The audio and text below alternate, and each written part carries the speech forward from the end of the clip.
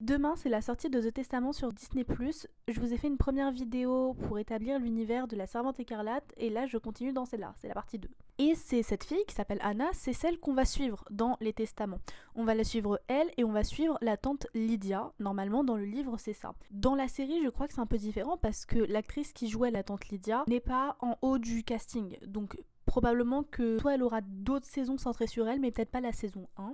Mais donc là, on suit Anna, qui, à la fin de The Handmaid's Tale, était devenue une pré-épouse. Et donc là, c'est elle qu'on va suivre. Comme j'ai dit, je pense qu'il n'y a pas forcément besoin d'avoir vu The Handmaid's Tale pour comprendre les testaments. De toute façon, je pense que la série va devoir reposer le monde parce que le monde est assez différent normalement à l'époque des testaments de celui qu'il était dans la première saison de La Servante écarlate. Puis aussi, La Servante écarlate, il y avait quand même quelques problèmes intrinsèques à la série parce que, au-delà du fait que l'actrice principale était une grosse conne, il y avait un peu ce côté où on nous rabâchait beaucoup de oh mon dieu, c'est une tragédie ce qui arrive aux femmes, c'est absolument affreux, ça n'est jamais arrivé à ce stade-là dans l'univers, etc.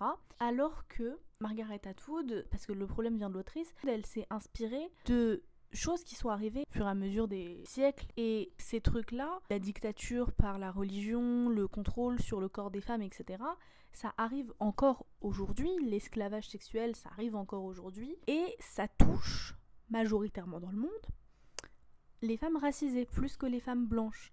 Et en créant une héroïne blanche pour être le visage de la révolution et la martyre en fait ultime, c'est voler l'expérience de vie de personnes racisées sans forcément en fait défendre leur vécu, parce que c'est les effacer de leur propre histoire. Il y a quelques moments, il me semble, où on se pose un petit peu cette question dans La Servante écarlate, mais pas trop et pas assez, mais ça arrive très tardivement. Et je me demande si les testaments vont pouvoir corriger un petit peu cette écartade et recentrer l'histoire, parce que Anna, c'est une enfant métisse. Sa mère est blanche, son père est noir, et puis elle est incarnée par Chase Infinity. Et donc je me demande si ils vont rajouter cette étape-là qui pour moi est vraiment nécessaire à la compréhension de l'univers et du récit féministe. Margaret Atwood essaye de nous raconter. Donc ça sort demain, je vous ferai ma review des premiers épisodes quand je les aurai vus. On se tient au courant. Bisous bisous.